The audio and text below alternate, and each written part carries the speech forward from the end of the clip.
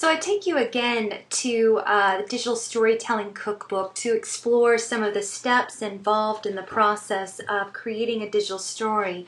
The Center for Digital Storytelling, again, offering some incredibly good resources for us.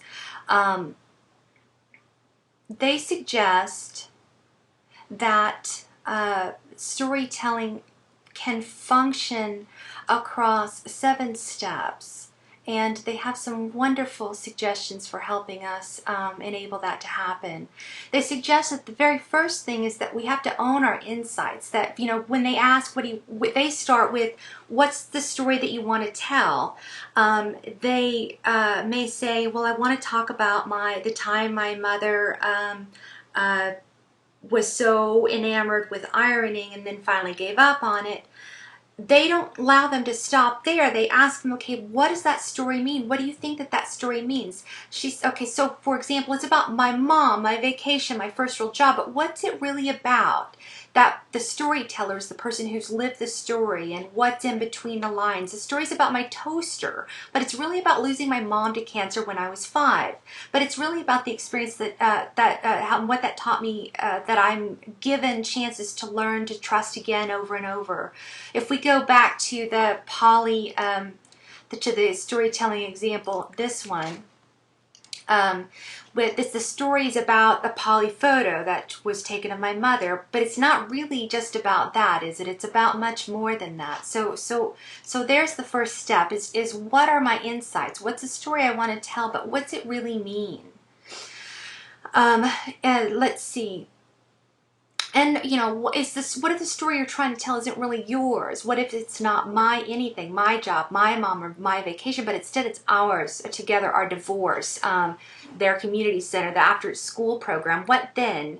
Well, it's particularly important, he says, to explore it through these questions. What makes it your version of the story? How does the story show who you are, and how does this story show why you are who you are?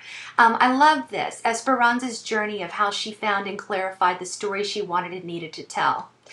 Esperanza had decided to make a story about her nonprofit Familias Unidas, a community organization assisting low-income Latino families with negotiating the social service systems. From the organizational brochures and from all of the grant proposals she's written, she has a great deal of information about why her organization exists and why it deserves continued community support. She's taught 10 years of photographs from her. She's about 10 years of photographs to work with, some special events, staff members, and several times the organization has been recognized with awards. But as she thinks about the purpose of her story, she realizes that the organization's mission statement fails to capture the emotional essence of what they truly do, or why she's even a part of it.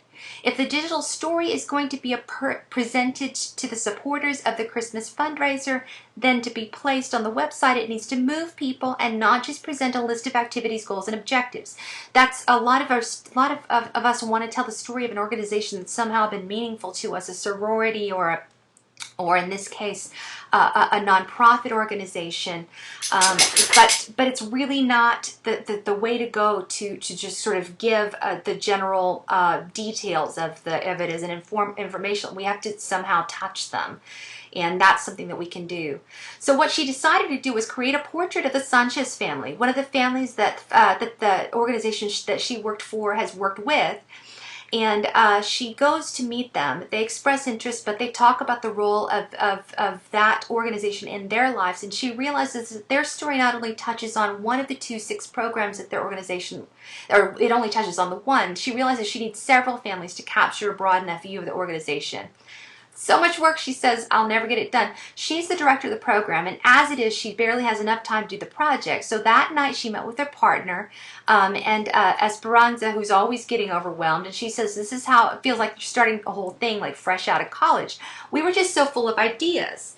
You started helping a few of your cousin friends get some paperwork turned over for the local clinic, and the next thing I know, they were helping everyone at the barrio. You hardly slept then. And then she remembers those times and how passionate she felt and how her passion inspired others to take on the work. Maybe that's the story, she said out loud. Not just what we do and why we do it and why I do, but why I do it, and how caring starts with just one person.